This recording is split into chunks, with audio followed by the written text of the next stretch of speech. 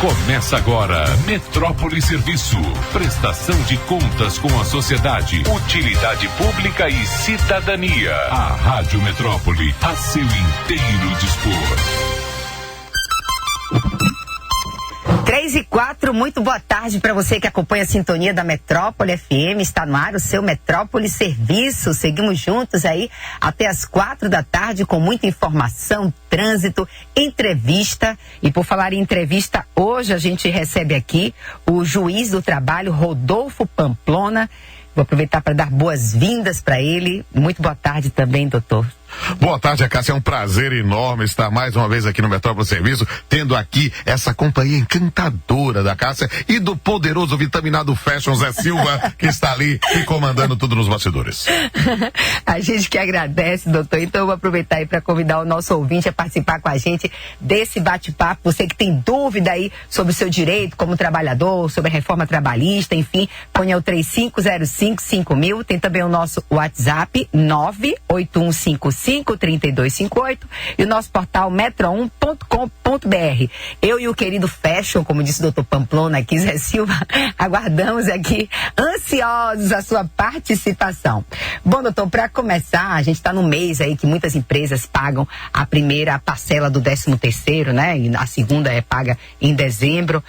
O trabalhador que não tiver esse direito assegurado, ele pode procurar algum órgão, a Justiça do Trabalho, a Delegacia Regional do Trabalho, para fazer uma denúncia? Como é que ele pode assegurar que esse direito dele seja cumprido?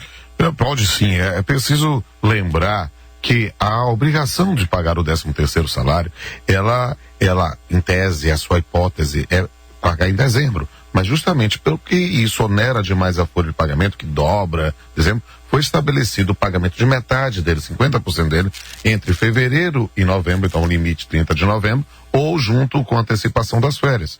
Então chega 30 de novembro, está na proximidade, o pessoal está querendo receber a segunda metade. E aí, se o empregador não fizer o recolhimento, ele pode eventualmente fazer uma denúncia, e muitas vezes essas denúncias acabam sendo anônimas, né? Seja no Ministério Público do Trabalho, ou seja na antiga Delegacia Regional do Trabalho, Superintendência Geral do Trabalho, que hoje está agregado, mas os auditores fiscais do trabalho continuam autuando para verificar isso. É claro que essa é uma circunstância que até pelo tempo, né? A distância de 30 de novembro até 20 de dezembro já vai ser algo que a própria demora, e às vezes o indivíduo verifica se vale a pena fazer a denúncia ou não, porque tem sempre aquela questão do risco, do medo, da situação de ser descoberto, de ter algum tipo de retaliação, mas o fato é que, havendo um descumprimento de um direito, o indivíduo deve buscar a informação correspondente, né? É claro que não dá realmente para esperar se passar de 20 de dezembro, porque aí completa-se efetivamente toda a hipótese de ser devido o 13º, e aí sim a gente deve buscar talvez até mesmo no campo da Justiça do Trabalho para poder fazer uma reparação, né? Quando principalmente com empresas, né? Empresas grandes, quando tem alguma situação, o Ministério Público do Trabalho muito faz mediação sobre isso, e isso é uma forma de tentar resolver de maneira mais rápida no interesse do trabalhador. E eu preciso dizer que a Metrópole tem a maior audiência da Bahia. Eu acabei de entrar no ar e meu WhatsApp não para, o pessoal dizendo aqui, olha, tô assistindo, manda um abraço aí para mim, então eu tenho que mandar um abraço aqui, literalmente aqui, para Nicolas Chamas, aluno da Unifax, né? Também para Rita Guerra, Rita Cássia Gana, que mandou aqui, também Vinícius Ferreira Brito, que está no primeiro Congresso de Direito Militar. Muita gente. Tatiane, o telefone não para aqui, é a maior audiência da Bahia. Pois é, doutor, a gente segue também com muita participação dos nossos ouvintes aqui, já tem perguntas chegando pelo nosso WhatsApp. Uma delas é a seguinte: o ouvinte não se identifica e diz: sou deficiente, sofri um acidente em uma empresa, coloquei na justiça por assédio moral e pedi ao meu advogado que recorresse, mas tem colegas que continuam sofrendo discriminação. O que fazer em casos assim? Querido, o querido anônimo, eu preciso dizer a você que você fez muito bem ir ao Poder Judiciário para pedir uma reparação, para ver, e que bom que na sua situação concreta isso foi resolvido, né? Mas é algo que a discriminação é um problema terrível, né?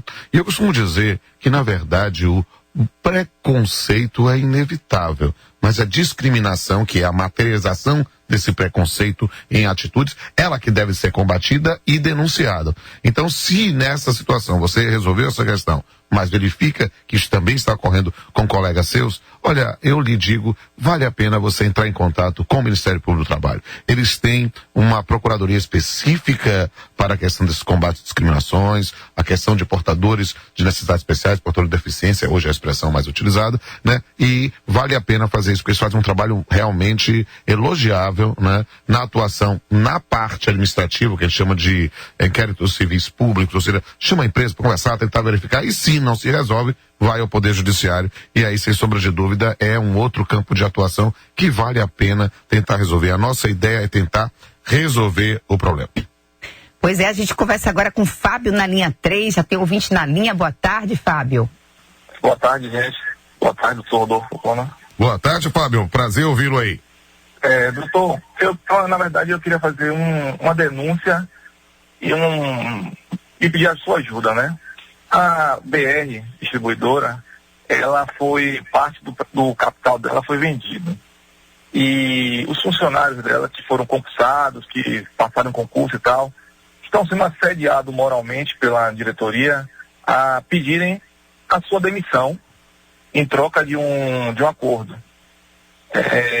O que se vê muito, assim, um pouco, não sei se as pessoas estão se comunicando muito sobre isso, mas é que muita gente que se dedicou muito à Petrobras e à BR de uma vida, né? Estão sendo assim, desprezadas, e o diretor simplesmente falou o seguinte, eu não tenho que fazer nenhuma coisa por vocês, eu tenho que fazer pelos meus acionistas que estão no mundo todo, que querem resultados, então eu tenho que reduzir prejuízo. Isso é passível de uma queixa?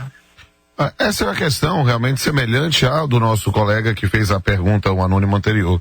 E sim, quando temos uma situação que pode se caracterizar como assédio moral, é o campo do combate também. Então, eu sugiro nesse ponto, você pode fazer uma denúncia, já se identificou, também pode ser, mas também poderia ser anônima, no Ministério Público do Trabalho, para verificar esse tipo de situação, já que aí é uma situação realmente de atuação do MPT, porque não é um dano individual, não é um problema especificamente de um empregado, mas sim de toda uma coletividade. E aí verificar os efeitos disso na prática, porque é possível sim tentar amenizar situações quando não possível solucionar. O que a gente não deve é ficar calado.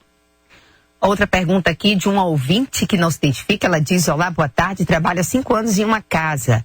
A minha patroa tem 4 anos que não paga INSS e FGTS. Desconta do meu salário todo mês, mas nada. Já perguntei várias vezes, ela disse que está pagando. Mas é mentira. Tem os aplicativos no meu aparelho celular e vejo que não estão sendo pagos. O que devo fazer? Bem, a questão específica sobre FGTS e INSS são duas situações distintas. O INSS é um tributo, né? E se ela desconta a parte do tributo e não recolhe, isso inclusive é um tipo penal, é a apropriação indébita tributária. E isso pode ser objeto de denúncia. Você pode denunciar isso no Ministério Público do Trabalho, né? Pensando na parte trabalhista, mas para a pensão do aspecto criminal, vai no caso do Ministério Público Federal.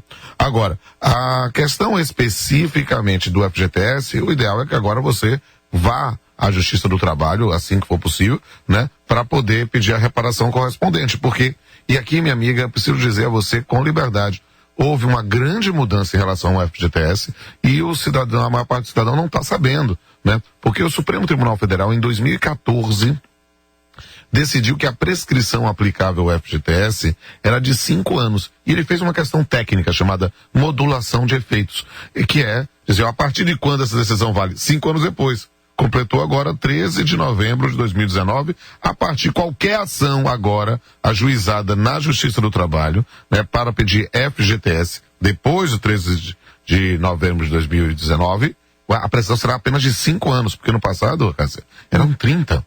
Então, era algo que veio para tentar amenizar uma situação, pensando que os trabalhadores trabalham há tanto tempo e aí teriam todo o FGTS, bem, a partir de agora é só 5.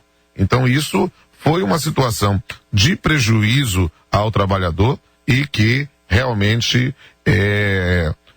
passou. Posso mandar mais abraço no ar? Tá chegando um monte de coisa aqui, ó. Fique à vontade, pessoal aqui, o pessoal da UFBA tá mandando aqui Marcos Vinícius mandou aqui um abraço. Edilene, irmão de Joelson, também está ouvindo, está mandando abraço aqui. Aqui, doutora Silvia Bento de Portugal está ouvindo também, mandou um abraço aqui no ar, né? Tiagão tá mandando um abraço também aqui. Marcos Vinícius mandando um abraço. Olha só, não para. Não tô blefando, tô mostrando aqui pra cá. O telefone não para. É a audiência da Metrópole. Ainda bem, né? Muita gente acompanhando o nosso programa, os ouvintes também participando. O Rafael tá na 3, não é isso, Zé? Boa tarde, Rafael. Boa tarde, doutor. Boa tarde, Rafael. Como vai, querido? Diga aí a sua dúvida. Apenas fazer uma colocação. Vamos dizer que quem já tem 35 anos de contribuição do INSS, e vamos dizer que fosse publicado hoje no Diário Oficial, esses que já tem os 35, automaticamente deveriam receber a sua aposentadoria.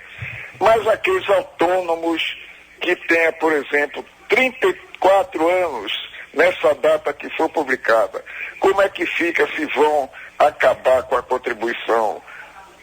Meu querido amigo Rafael, né? Rafael, querido, é uma situação realmente lamentável e a gente pode dizer dramática, e você recebe mensalidade, porque eu inclusive estou na mesma situação, né? Eu já tenho 35 anos de contribuição, mas não tenho a idade especificamente, eu não posso me aposentar, mas provavelmente só vou poder me aposentar daqui a 13 anos, né? Se tiver aposentadoria ainda nessa época, né? O que eu posso dizer, meu amigo, é que infelizmente o entendimento do Supremo Tribunal Federal em relação à aposentadoria é que só há direito adquirido à aposentadoria se você tiver atendido os requisitos no momento da publicação, ou se o indivíduo tem nessa situação dramática 34, tá faltando um, e já foi publicada a modificação, em tese ele não tem direito à aplicação, ele vai ter que se aplicar às regras novas também. A gente está com Catarina Lopes aí com o trânsito no ponto, não é isso, Silva? Vamos saber então como é que tá o movimento nas principais avenidas e ruas da nossa capital. O trânsito na metrópole. Oferecimento vídeo com monitoramento com pronto atendimento feito por empresa de segurança. Só a AVI tem 3263-3000. E Gebor, mais perto de você. Comércio Pituba, Lucaia e Santo Antônio de Jesus. Boa tarde, Cássia. Boa tarde a todos os ouvintes. Aquelas vias de sempre estão engarrafadas. A Avenida Dom João VI, em toda a sua extensão, a Avenida Antônio Carlos Magalhães, com reflexo na Avenida Juraci Magalhães Júnior, a Avenida 7 de Setembro, na altura do Banco do Brasil, e a Avenida Ademar de Barros, no sentido Garibaldi. Mas o motorista ainda encontra o trânsito livre na Avenida Vasco da Gama. Catarina Lopes para a Metrópole Serviço. Obrigada, Catarina. A gente segue aqui com a participação dos nossos ouvintes. O Anônimo diz aqui: professor, boa tarde. Exercia um cargo de confiança numa empresa do governo do estado que era regido pela CLT. Quando foi exonerada, a empresa não pagou os 30% da rescisão do FGTS, acho que 40, né? 40. E aviso prévio. Isso está correto? Só tive direito ao saque do FGTS depositado. Essa é uma questão que é complicada, porque é a forma como querem tratar o chamado cargo de confiança, né, no serviço público.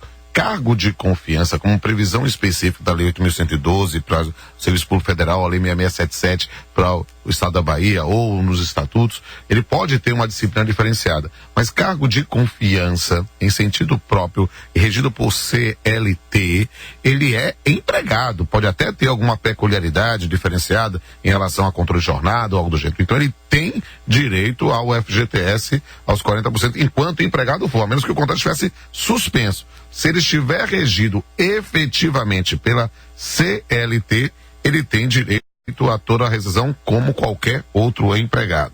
Deixa eu mandar mais um abraço aqui, ó. O pessoal tá dizendo aqui, mandou aqui, ó. Dizendo assim, olha, eu quero meu abraço, tô ouvindo. Aí o outro lado, chegou tarde. Não. Tâmara Lima, um abraço para você também aqui que tá pedindo um abraço. Doutora também, Rita de Cássia Gazen da Silva, também tá mandando um abraço aqui. Um abraço para todo mundo. Quem esteve aqui com a gente há 2 semanas foi a doutora Marúzia. Marúzia, isso. Meu auxílio auxiliar, uma figura também, a grande juíza, deve estar sendo titularizada aí nos próximos tempos. Que bacana. Agora o Jorge tá na 3, é isso, Zé? Vamos colocar Jorge então na linha? Boa tarde, Jorge. Boa tarde, Metrópole. Boa tarde, doutor. Boa tarde, Jorge, tudo bem? Como vai? Doutor, 2 perguntas. A primeira é o seguinte: eu fiquei 14 anos trabalhando numa oficina de pintura. Eu sou pintor, entendeu? Aí o que foi que aconteceu? O dono resolveu acabar com a situação. Como você disse, quer acabar, quer fazer casa e tal. E disse que eu não tinha direito a receber nada. Aí eu queria saber do senhor se isso é verídico, se realmente, depois de 14 anos prestando serviço, eu não tenho direito a receber nada. E outra pergunta é o seguinte: minha esposa tem 7 meses que trabalha, que ela é empregada doméstica, ela é babá. Ela tem direito a 10º? Muita... Olá, meu amigo, tudo bem? Tudo na paz? Ó, Jorge, primeiro, são 2 perguntas em uma. A primeira é a seguinte: se você é empregado, regido pela CLT, tinha carteira assinada, tudo isso, é claro que você tem direito à rescisão nessa extinção do contrato de trabalho. Se você, porém, trabalhava de forma autônoma, aí a gente vai discutir, no caso concreto, se você estava enquadrado como empregado ou não. E aí é claro que eu te recomendo procurar um advogado, lembrando sempre do prazo prescricional correspondente também. Olha, deixa eu mandar um abraço aqui para Lucas Fiuza, que é meu aluno e também dirige Uber, grande figura, diz que é um abraço também, manda um abraço para ele, grande figura, e quero mandar um abraço pro melhor baterista do Brasil, o doutor Cássio Brasil, que também tá mandando um abraço aí. Muita gente acompanhando, né, doutor? Olha só, tem outra pergunta aqui de um ouvinte que diz o seguinte: boa tarde, uma empresa pode descontar atestado da cesta básica? Eles dizem que não pode descontar do salário, mas do resto pode, é verdade? Peraí, que história é essa? Acho que ela recebe uma cesta básica e aí ela apresentou um atestado e eles estão descontando da cesta básica. Não, peraí. São 2 coisas distintas. Minha amiga que mandou essa mensagem aí, anônima aí. É preciso entender que você pode ter uma hipótese específica para a percepção da cesta básica. Perceba, cesta básica não é direito previsto na lei de norma genérica para todos os trabalhadores. Então, nessa circunstância, você tem que verificar qual é a previsão específica para a concessão disso. Se se trata de trabalho pontual, se trabalha o trabalho, aí pode ter as hipóteses para desconto. Normalmente, você tem isso ou por norma interna da empresa ou por norma coletiva. A convenção coletiva, o acordo coletivo. Então, eu recomendo, minha amiga anônima, que você tenha uma procurada no próprio sindicato, porque ele vai ter as normas correspondentes e pode lhe informar na situação concreta. Deixa eu mandar aqui também mais um abraço aqui para todo mundo aqui no ar. Não, um abraço, não quero mandar, antes de mandar um abraço, vê que o nosso amigo fez 2 perguntas, eu respondi uma, deixa eu responder outra. No caso da sua esposa, que é babá, está enquadrado como empregada doméstica, lei complementar 150, ela tem direito ao 13º também, claro, né? Aí verificar essa situação. É claro que nas relações de trabalho doméstico gera uma determinada situação, porque como é algo do âmbito privado, né? Especificamente não tem como alguém fazer uma fiscalização no campo da relação doméstica. Eu sempre recomendo para minhas amigas empregadas domésticas, em todo lugar que eu vou, eu viro consultor, eu não posso fazer consulta de caso concreto, mas eu estou à disposição do cidadão como juiz para que prestar o serviço e explicar genericamente. Eu digo, olha, em determinadas situações, sempre conversar vale a pena. E aí verificar, porque não deve passar do dia 20 de dezembro, justamente pela impossibilidade de pensar na fiscalização. Se não houver um acordo, não houver uma forma de solução amigável, a gente vai ter que ir na situação para a Justiça do Trabalho. No caso, você procura um advogado e a gente se encontra lá. Falando em trabalho doméstico, doutor, tem uma outra pergunta aqui de um ouvinte que não se identifica, que diz o seguinte: boa tarde, trabalho em uma casa 2 dias na semana, mais de 2 anos, sem nenhum vínculo. O que tem direito aí nessa situação? Olha, perceba, trabalhar 2 dias da semana, a lei complementar 150, ela regulou nesse sentido. E aí, meu amigo, minha amiga, né, nesse caso, infelizmente, você não tem outros direitos da legislação trabalhista, porque trabalhando apenas 2 dias na semana, você estará enquadrado como diarista e nesse ponto não tem carteira assinada ou algo do gênero. Havendo, porém, uma modificação de trabalho e passando a trabalhar todos os dias da semana, ou 3, 4, 5, alguma coisa assim, aí se enquadrará. Isso é um critério do legislador, não é nenhuma construção jurisprudencial. Tenho que dizer que, antes de ser legislador, a jurisprudência, a própria noção da discussão, tentava ir nesse sentido, mas agora é lei. A gente fala com o Anônimo agora na linha 3. Boa tarde, Anônimo. Anônimo? Alô? Oi, boa tarde. Baixa só um pouquinho o som, querido, que tá dando um pouquinho de interferência. Só um minuto, por favor. Tá me ouvindo melhor? Sim, pode fazer sua pergunta? É o seguinte, no caso, como com essa nova lei, como é que ficou a questão dos paradigmas na questão específica de equiparação salarial? Você quer saber sobre equiparação salarial? equiparação salarial, é que eu não estou ouvindo direito. Você quer saber como é que fica a questão do paradigma da equiparação salarial, é isso? Correto. Ok.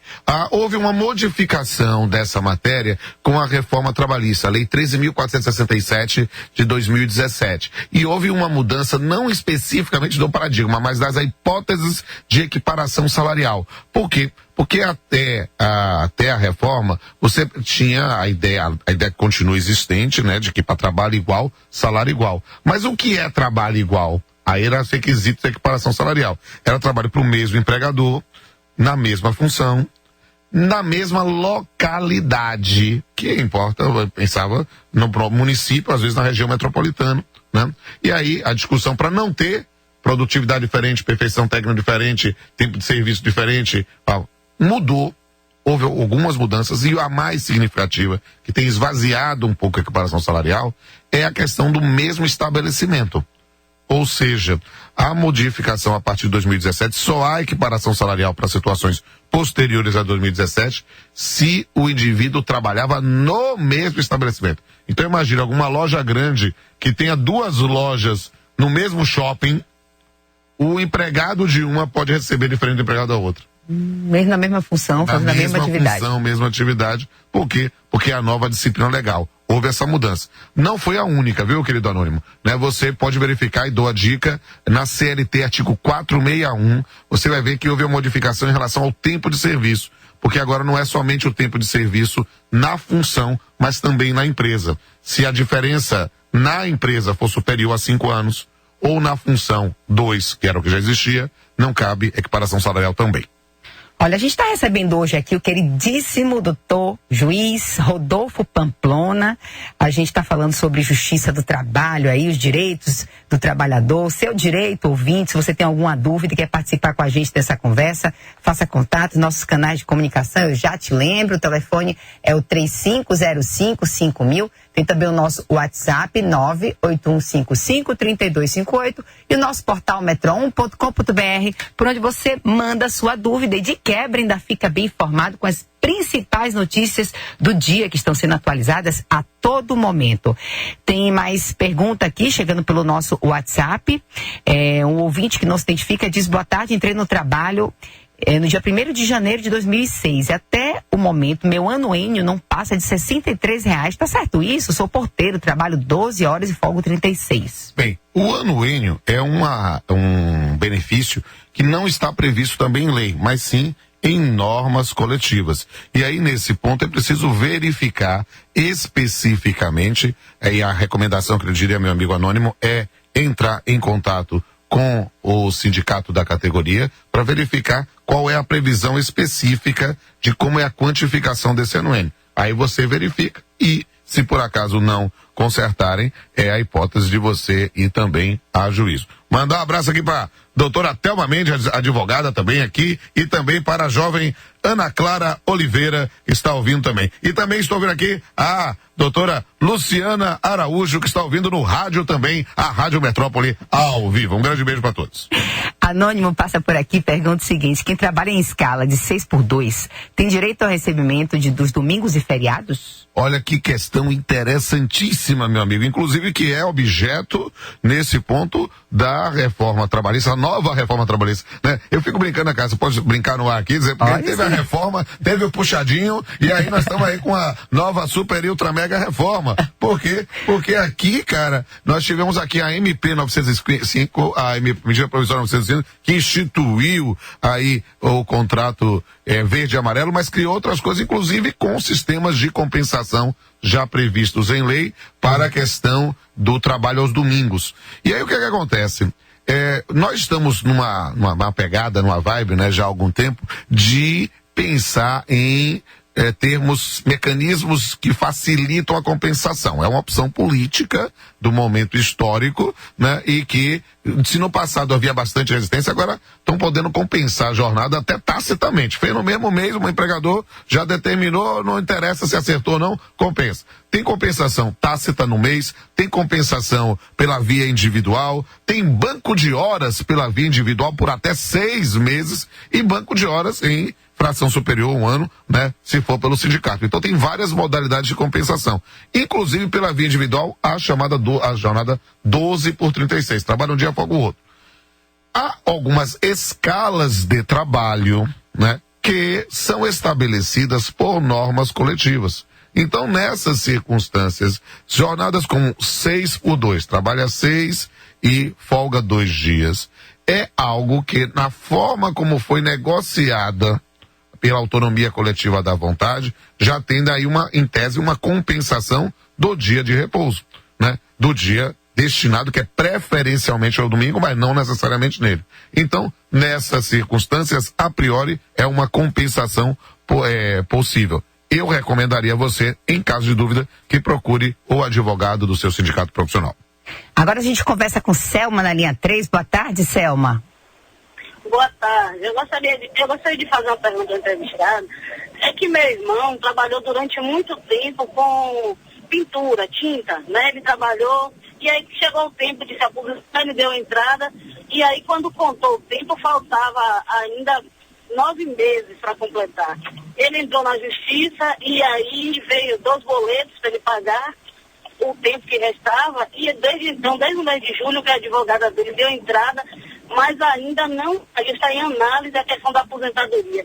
Eu gostaria de saber do doutor se essa aposentadoria, ela agora...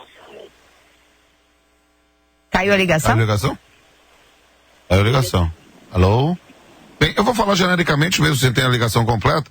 A questão é a seguinte, querida. As aposentadorias especiais estão tendendo a terminar. E agora com a reforma previdenciária, mais ainda, né? Parece-nos, pelo que eu entendi, que é uma situação pretérita, a situação no passado, em que ela já entrou em contato com a Previdência Social, supostamente, para verificar o que estava falando de recolhimento. É preciso entender que ter de pagar alguma guia para a Previdência em relação ao empregado é uma situação que não é muito comum, muito ortodoxa. Então, eu recomendaria que você pedisse ao seu irmão que fosse ao próprio órgão previdenciário INSS, acompanhado do advogado dele, verificando as circunstâncias, para saber especificamente em que pé está a situação. Porque, como se trata de um caso concreto, a gente não tem assim como dar uma recomendação genérica para tentar instruir todos. Pois é, a gente ainda tem anônimo antes do intervalo, não é isso, Zé Silva? Tá pertinho do intervalo, mas vamos colocar anônimo antes, na linha, que está na linha 3 no ar. Boa tarde, anônimo. Boa tarde. Eu queria saber do nosso juiz o seguinte: a empresa me demitiu faltando 6 meses para me aposentar. Eu não teria aí uma... Como é que eu vou dizer? Não teria direito à previdência para aposentadoria? Meu querido, o que eu posso lhe dizer é o seguinte: existem algumas normas coletivas de algumas categorias específicas em que está lá previsto algum tipo de estabilidade para o aposentando, aquele que está prestes a se aposentar. Não é um direito previsto em lei, mas sim justamente quando os sindicatos tinham maior força e houve um esvaziamento evidente da força do sindicato nos últimos anos, né, quando os sindicatos tinham maior esforço e conseguiam esse tipo de previsão de estabilidade. Eu recomendaria, no seu caso concreto, que verificasse com o sindicato da categoria se tem essa previsão. Se não, só lhe digo, receba a minha solidariedade. Pois é, e muitas dúvidas sendo esclarecidas pelo doutor Rodolfo Pamplona, que é juiz do trabalho. A gente vai para o intervalo, mas... Voltamos a apresentar Metrópole Serviço. 3h38, estamos de volta com seu Metrópole Serviço. Hoje recebendo aqui o doutor Rodolfo Pamplona, que é juiz do trabalho. A gente está falando aí sobre o seu direito trabalhador, sobre reforma trabalhista, entre tantas outras dúvidas que os nossos ouvintes têm participação bem grande no primeiro bloco. A gente também já tem várias perguntas aqui pelo WhatsApp. Você está ligando o rádio agora e quer participar com a gente, eu já te lembro os nossos canais de comunicação. O telefone é o 3505-5000, tem também o nosso WhatsApp 955-3258 e o nosso portal metro1.com.br, por onde você manda a sua dúvida e de quebra fica muitíssimo bem informado. Tem várias perguntas aqui, doutor Pamplona, bem que Zé Silva disse, né? Minha primeira vez aqui lhe entrevistando no Metrópole Serviço, mas é sucesso de audiência. Vide aí as pessoas pedindo beijo, enquanto abraço. Você tá achando as perguntas aqui, eu tenho um monte de perguntas. Eu quero mandar um abraço aqui pra doutora Ana Mércia, que tá ligada no radinho com o professor. Muito bem. Quero mandar um abraço pro meu amigo Alessandro também, lutador de boxe, grande figura também aqui. Tem um monte de gente aqui mandando abraço também. Dan Alves aqui, lá da Unifax, também mandando um abraço também pra todos lá. Pois é, doutor, e tem muita participação dos nossos ouvintes aqui pelas nossas redes.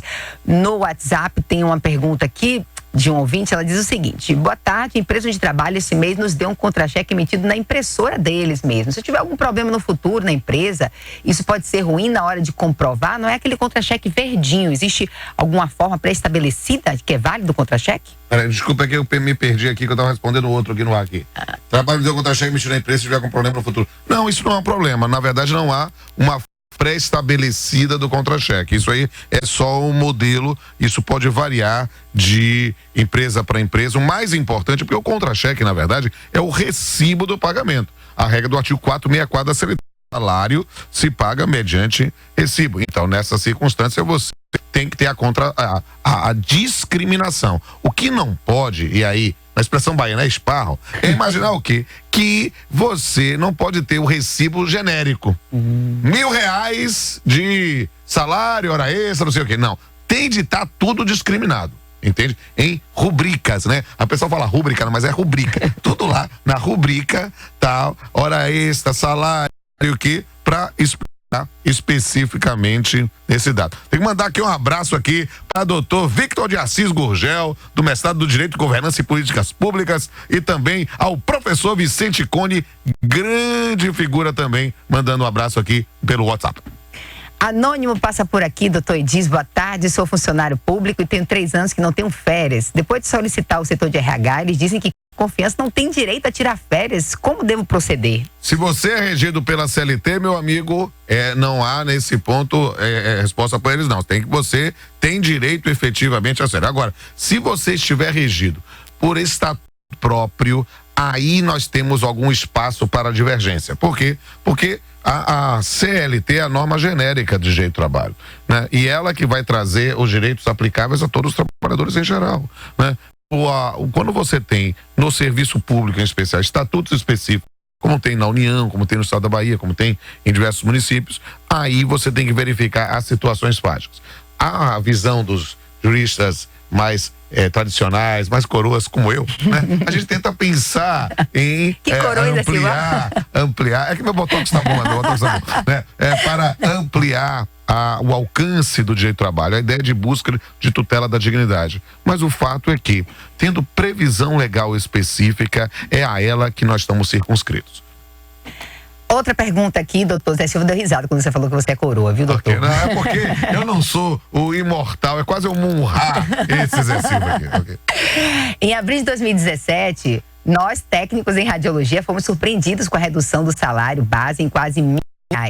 Constituímos advogado com nossos próprios recursos, ganhamos a causa. O juiz deu liminar para que se restabelecesse o salário, mas até agora nada. O que fazer? Bem, aí nessa circunstância é um caso concreto, então é preciso verificar no processo o que está acontecendo e por que não houve ainda a efetivação da prestação judicial. Procure o seu advogado, né? E nesse caso pode eventualmente procurar na própria justiça a atuação.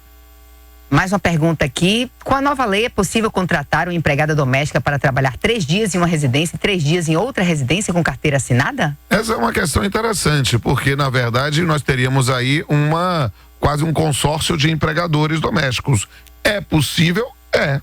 Se nós estivermos pensando numa mesma família. Mas se não é da mesma família, pode? Bem, trata-se de uma construção. Há previsão legal específica para o consórcio de empregadores rurais, mas tem se admitido isso, e a ideia, Cássia, vamos pensar numa perspectiva mais ampla também, né? Talvez seja muito mais interessante para o empregado, né, ter uma situação de um consórcio nessas circunstâncias, porque ele tem mais pessoas que podem responder por esses créditos e ele vai ter seus direitos trabalhistas. Para não entrar naquela circunstância da outro ouvinte que nos fez a pergunta, que trabalhou somente 2.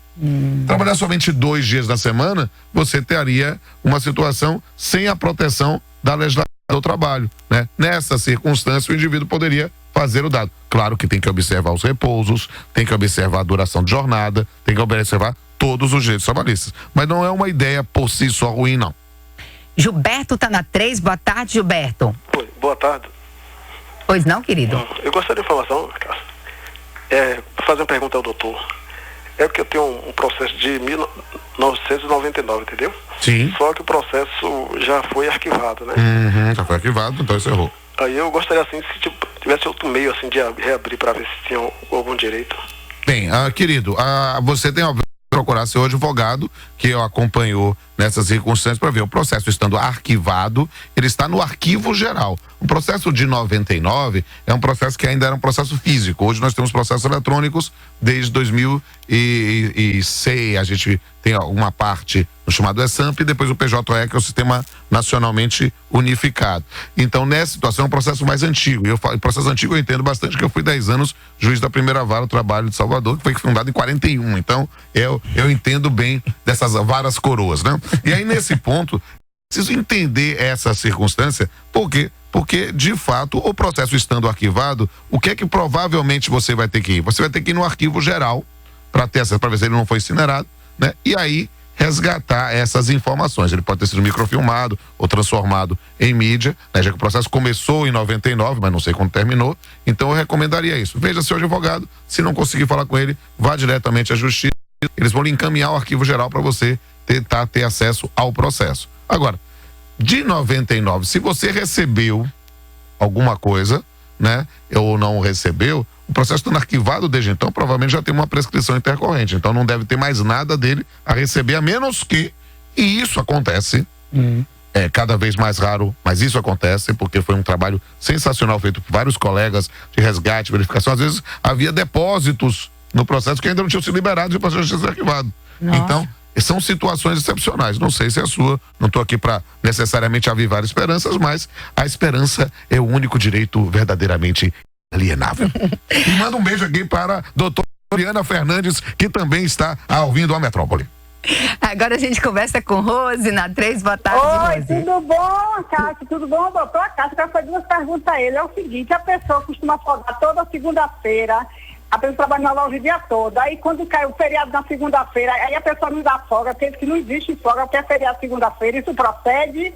Peraí, se o dia é o dia regular de trabalho, ela não pode faltar. Que negócio é esse? Se falta, vai se descontar. Tá na Bíblia, 2 Tessalonicenses 3:10, aquele que não trabalhar, não coma. Então, neste ponto, obviamente, se é dia de trabalho, ele tem de ir. E se não foi, é para descontar. E uma coisa que é interessante, cara, eu explico para meus alunos isso, as pessoas não sabem. Você sabe que se o empregado faltar um dia na semana, o empregador pode descontar de 2? As pessoas não sabem disso, mas por quê? Não é porque não é o dobro, não é isso. É porque a pessoa só tem direito à remuneração do repouso. O repouso ela tem direito. No dia do repouso. Aí é interessante pro pessoal estudar direito de trabalho e aprender isso. Deixa eu mandar aqui um abraço pro meu anjo da guarda, doutora Martinha, que faz minha agenda e tá ouvindo pela internet aqui, ó. Você pode ouvir a rádio, pela internet, por todos os cantos do país. Eu vou tentar baixar aqui e botar também no meu canal do YouTube, no canal... Vamos lá, tem outra pergunta aqui, doutor. Boa tarde. O que fazer se foi afastada, mas continuo trabalhando? Não, peraí, ela fala aqui, ó. Fui afastada por demissão, mas continuo trabalhando. Minha patroa não deu baixa na carteira. Meu FGTS consta que está liberado, esperando para eu retirar. Mas minha falou que não me demitiu. Coisa estranha. Essa história está com a minha amiga anônima, essa história está um pouco complicada. Como é que você...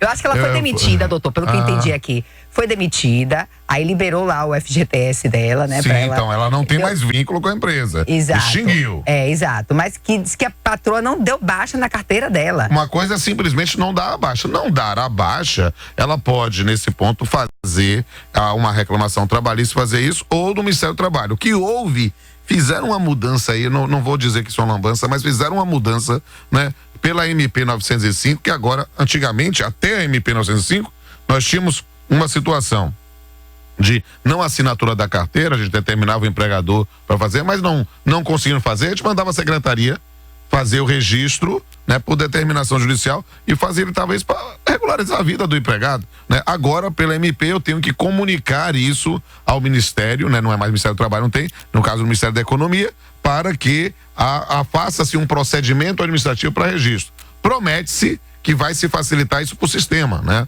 que se faça isso, porque a ideia é de efetivar o mais rápido possível essas. Outra pergunta aqui, boa tarde, doutor. Tenho 20 anos de empresa, fui assaltada e sequestrada, mais ou menos.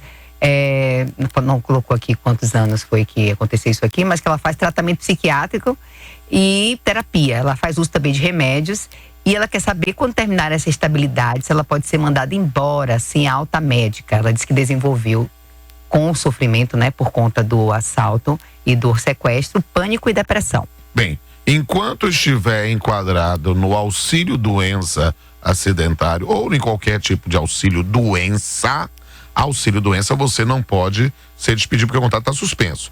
Se for auxílio doença acidentário, enquadrou-se isso como acidente de trabalho, quando ela retornar sem sequelas, retornar ainda para considerada apta ao trabalho, ela tem uma estabilidade de 1 ano da data da cessação do benefício previdenciário. É o artigo 118 da Lei 8.213/91. É preciso entender com peculiaridades o caso concreto para poder dar a melhor resposta. Sugiro que ela procure um profissional da advocacia. E eu também mando um abraço aqui para o doutor Matheus Lins Rocha, que também está nos ouvindo, jovem, talentoso, já professor, também mandando aqui no WhatsApp. Vamos conversar agora com o Sérgio, que está esperando aí na linha 3. Boa tarde, Sérgio. Boa tarde a todos aí, boa tarde, doutor. Boa tarde, meu amigo. Fala aí, Sérgio. Eu trabalho em um hospital, não vou falar que é um hospital, lógico, pela ética, e eu trabalho no setor de anatomia. E eu recebo todo o material cirúrgico, né, retirada de, você imaginar, todos os órgãos. Eu não recebo insalubridade, eu trabalho há 15 anos nesse hospital. Eu posso entrar na justiça trabalhando, já que eu não tenho mais interesse de permanecer, o que pode vir a acontecer? Bem, meu amigo Sérgio, primeira coisa, ninguém está impedido de ir ao Poder Judiciário. Essa é uma regra importante. Você não precisa ser despedido para ajuizar a reclamação. As pessoas não têm, às vezes, a coragem de ir por causa do receio, de uma retaliação, algo do gênero. Então você pode ajuizar, a justiça está à sua disposição. Agora, tem você direito ao adicional de salubridade? Aí isso vai depender de uma produção de uma prova pericial.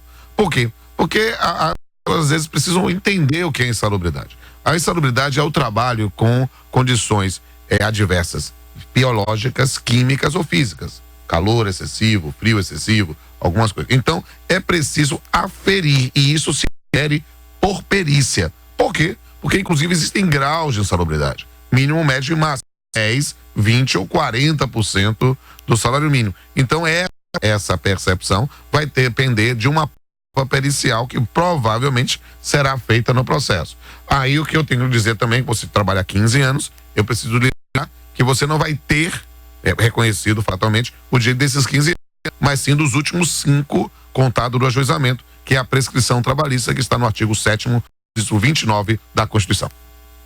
Anônima passa por aqui e diz: eu trabalhei no mercado e minha carteira era uma coisa e no trabalho eu fazia outra, ou seja, várias funções. Fui demitida e coloquei na justiça com um acúmulo de serviços. Tenho chance de ganhar? O que diz a lei, doutor, sobre acúmulo de função, essa é uma salário? Questão assim complicadíssima. Eu vou dizer com absoluta liberdade. Por quê? Porque há previsões muito específicas em lei sobre acúmulo de função, né? Nos jornalistas, especificamente, é a previsão. Aí o que é que acontece, né? Houve algumas decisões do Tribunal Superior do Trabalho admitindo que, havendo uma modificação substancial daquilo que o indivíduo foi contratado, geraria um acúmulo de função e teria que arbitrar algum tipo de complementação salarial para poder resolver essa questão, para poder ter uma justa paga, né? Só que aí na prática, eu vou falar uma coisa do magistrado, né? As pessoas, todo mundo começou a achar que faz acúmulo de função. O indivíduo arruma a sua mesa, que é um acúmulo de função de auxiliar de serviços gerais. Aí isso é um pouco exagerado, não é mesmo? É preciso ter um devido cuidado quando a gente vai analisar. É preciso que seja uma modificação substancial do conteúdo ocupacional do indivíduo para ter esse direito. Quanto? Não tem previsão, porque não tem previsão na lei. A previsão era especificamente para os jornalistas. Então, foi uma construção jurisprudencial. Então, e aí a ouvinte pergunta, tem o chance de ganhar?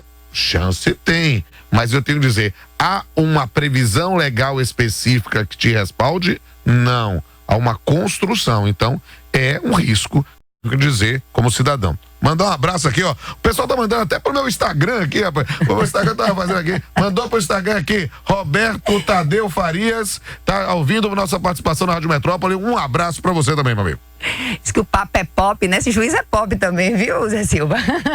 Doutor Pamplona, o Anônimo tá na 3, vamos saber como é a dúvida dele. Boa tarde, Anônimo. Boa tarde, boa tarde, doutor. Boa tarde, Anônimo, pode falar.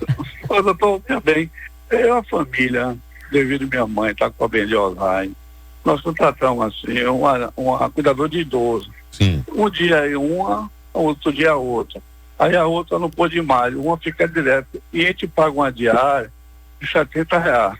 Eu quero saber se um contrato resolve ou a gente pode sofrer amanhã alguma ação, se caso ela vir recorrer à justiça. Obrigado, boa tarde. Boa tarde, meu amigo. Olha, você corre um risco sim, tá? Por quê? Porque, na verdade, o cuidador de idoso, né, ele está enquadrado como trabalhador doméstico. E nesse ponto nós temos que pensar nas formas de compensação de jornada. A forma de compensação mais ordinária e é comum, e eu posso dizer, porque eu entendo perfeitamente a situação. O senhor viveu e minha mãe faleceu já há 3 anos, passou 4 anos numa cama e eu tive que contratar pessoas. São os regimes de 12 por 36, né? Em que você tem especificamente essa solução. Claro que pode trabalhar nessa folga e talvez o indivíduo está dormindo lá, uma determinada circunstância, é preciso verificar os elementos de fato. Mas receba aí minha solidariedade por esse momento difícil que você está passando. Rose passa por aqui, diz boa tarde, doutor, eu gostaria de saber, eu não tiro o horário de almoço, posso sair uma hora mais cedo? Não, minha amiga Rose, né? Rose, não pode. Essa é uma questão complicada. Faz-se isso, faz-se. Mas a ideia especificamente é que o intervalo para repouso, alimentação de 1 ou 2 horas é um intervalo para sua recomposição. Essa coisa de dizer, olha, vou sair mais cedo, fazer. A gente quando é jovem, a gente fica, jovem assim feito a casa, é uma menina, assim, né? Então, quando a gente fica assim, é a regra básica. Eu e Zé Silva, nós envelhecemos. A Cássia se aperfeiçoa. Então, é complicado essa circunstância, meu amigo, ou minha amiga aí, Rose, né? Por quê? Porque quando a gente é jovem, a gente, não, eu quero sair para chegar mais cedo. Mas não, o intervalo ele tem uma finalidade especificamente de recomposição física, para que você lembre, nós não somos máquinas, nós somos seres humanos, nós precisamos ter esse tipo de cuidado. E aí o que acontece? O que eu posso lhe dizer é que na reforma trabalhista, né, admitiu-se algum tipo de compensação e que para que reduzir o intervalo para até 30 minutos.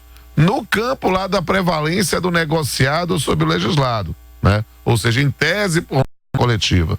Mas, pelos, digamos assim, os indícios que o horizonte desponta para nós, é possível que isso também seja modificado brevemente.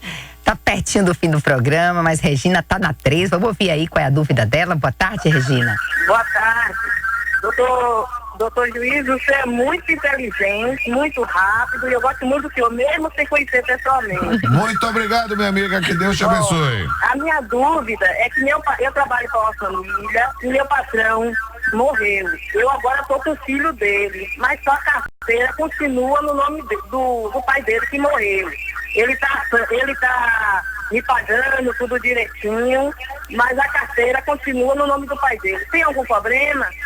Minha amiga, a ligação tá com um pouco de microfonia, mas pelo que eu entendi é isso. Você trabalhava para um patrão que veio a falecer, mas a atividade continuou a ser exercida pelo filho dele e ele tá pagando direitinho. E só na carteira precisamos fazer a regularização. Isso é muito rápido, isso não é um problema e pode falar com ele para que ele bote nas anotações gerais, né, na parte posterior, dizendo que com o falecimento fulano de tal, passou a ser o empregador fulano de tal. Tendo um bom relacionamento, dá tranquilo para fazer isso. Deixa eu mandar aqui um abraço para doutor Edilberto Silva Ramos, o maior, melhor, poderoso diretor de secretaria lá de Salvador, da 32ª, que está indo para a sua gloriosa Conceição do Coité. Pois é, entrevista ótima aqui com o doutor Rodolfo Pamplona, que é juiz do trabalho. Queria aproveitar para agradecer os seus esclarecimentos aí aos nossos ouvintes, doutor. É um prazer. Eu me sinto, eu estava conversando aqui nos bastidores, eu gosto muito de falar na rádio. Por quê? Porque a gente tem mais tempo pode conversar, a gente pode dizer para o cidadão que está aqui, e é uma grande missão. Nós estamos aqui, é um Metrópole Serviço, é um Metrópole de servir. Eu estou aqui para servir o cidadão e é uma honra servir ao teu lado e servir aqui nessa rádio, na maior audiência da Rádio Baiana. Volte sempre, doutor, sempre muito bem-vindo. A você, ouvinte, eu também agradeço aí a companhia nessa última hora de programa. Na sequência vem aí Stephanie Swerdick com o Metrópole Saúde. A gente